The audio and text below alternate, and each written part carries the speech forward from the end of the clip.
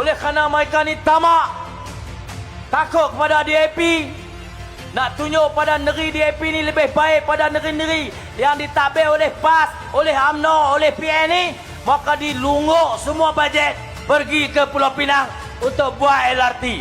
Nampaklah Pulau Pinang tu moden, nampak hebat, nampak gah siapa jadi kerajaan DAP. Maka orang-orang muda pun untuk maju, mai kita sokong DAP. Itulah plan kepala bapa mereka. Selepas PS 2.0 ni, Pulau Pinang daripada dulu dia rancang satu, dia panggil Penang Transportation Master Plan, kos dia 4 bilion. Marilah zaman lah ni, di mana DAP begitu berkuasa dalam kerajaan persekutuan hari ini, kerajaan perpaduan lah. Yang paling banyak kerusi adalah DAP 40, PKR 30. Ni abang-abang kita ni hak insaf dah ni 30. Insaf dah. Sunat taubat tak berhenti. Pagi buat, tengah hari buat, lepas maghrib pun buat. Paling besar kuasa DAP. Maka diluluskan untuk PTMP Pulau Pinang 16 bilion, 16,000 juta daripada kerajaan persekutuan. Tuan-tuan semua, apakah keperluan sebenar Malaysia? Negeri Sembilan masih ada masalah infrastruktur air. Di Seremban mungkin tak ada, sebab dia masuk dalam The Greater Klang Valley.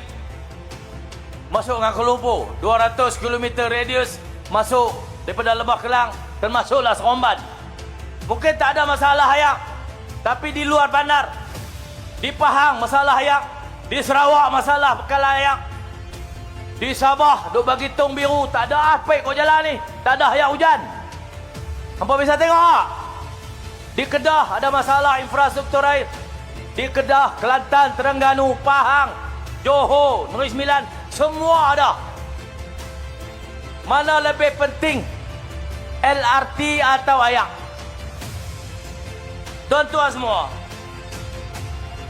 16 bilion tu yang dibagi nak buat LRT Pulau Pinang, kalau mereka ni ada sifat ihsan, ada sifat adil, ada sikap sama rata, persekutuan layan negeri-negeri, 16 bilion tu boleh diagih ke negeri-negeri untuk perbaiki infrastruktur bekalan air. Betul? Kedah untuk tukar semua paip satu negeri. Pada tahun 2008 kita audit, kita kena ada 1.6 bilion. Tiap-tiap negeri kena ada 9 lebih untuk tukar paip ni. Alangkah indahnya kalau mereka ni bersifat adil, bersikap sama rata, sama antara negeri-negeri, maka agihkan 16 bilion itu, baiki dulu sistem infrastruktur air di negeri-negeri. Betul tak?